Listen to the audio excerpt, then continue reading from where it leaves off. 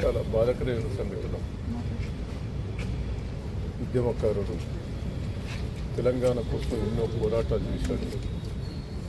తెలంగాణ కోసం ప్రాణాలను తెగించి పనిచేశాడు. దెబ్బలు కానీ అప్పటి పోరాటంలో ఎన్నో ఇబ్బందులు పడ్డాడు. ఆయన తలుచుకుంటూనే బాధకరం.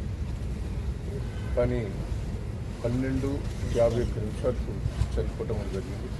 మేము 11 వరకు కూడా అందరం కూడా ఇక్కడనే ఉన్నాం. డాక్టర్లు దాదాపు ఇది ఇబ్బందికరమైన పరిస్థితి అని కూడా చెప్పడం కూడా జరిగింది. సరే మళ్ళీ తెల్లారి వరకు వస్తాం అనుకోకుండానే 12:51 వరకు చనిపోవడం జరిగింది. ఇప్పుడు 6 రోజులు పాపం డాక్టర్లు కానీ అందరూ కూడా కృషి చేశారు. ప్రతి ఒక్కరు కూడా భగవంతుని ప్రార్థించారు. బతికియాలి రాజకీయాలకు అతీతంగా కూడా పెద్దిగారు బతకాలి. మా వరంగల్ జిల్లాకు ముఖ్య నాయకుడే. వాస్తవంగా అన్ని తీర్లా పోరాటాలు చేశాడు. జ్ఞానం ఉన్నది, అనుభవం ఉన్నది. ఆ నర్సంపేటను వరంగల్ డెవలప్మెంట్లో ఒక ప్రముఖ పాత్ర ఉన్నది. తన పోవటం ప్రతి ఒక్కరు బాధపడుతున్నారు. అందరి బాధకరం. ఎందుకంటే కొన్ని చిన్న సంఘటనలు జరగవచ్చు, కొన్ని ఇబ్బందికరమైన సంఘటనలు చేసింది ఆయన. ఇప్పుడు సరే చనిపోయినప్పుడు నేను చెప్పడం కాదు, కానీ గన్మెన్లు తీసేయటం. ఎందుకంటే గన్మెన్లు ఉంటే మందులు టైంకి ఇచ్చేది, ఎంబడిపడి మీకు ఆరోగ్యం మంచిగా లేదని వేరే వాళ్ళకి చెప్పేది. కానీ అది చెప్పకుండానే అది కూడా కొంత ఇబ్బందికరమైంది. ఏది ఏమైనా మీ ఇక్కడి నుంచి ఉదయం దాదాపు 6-5 అట్లా బయలుదేరదాం అనుకుంటున్నాం. వరంగల్కు 7 అట్లా వస్తాం.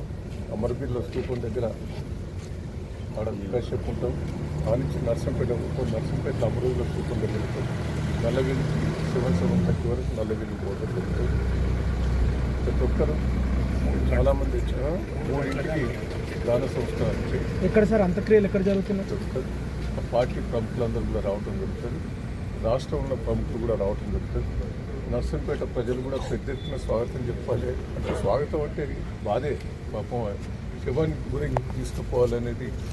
ఎందుకంటే ఆయన మీద ఉన్న ప్రేమల అభిమానాలు చూపెడుతున్నారు. ఏది ఏమైనా బాధాకరమైన ఈ సంఘటన. వాళ్ళ ఫ్యామిలీ ధైర్యంగా ఉండాలి, కుటుంబం ధైర్యంగా ఉండాలి.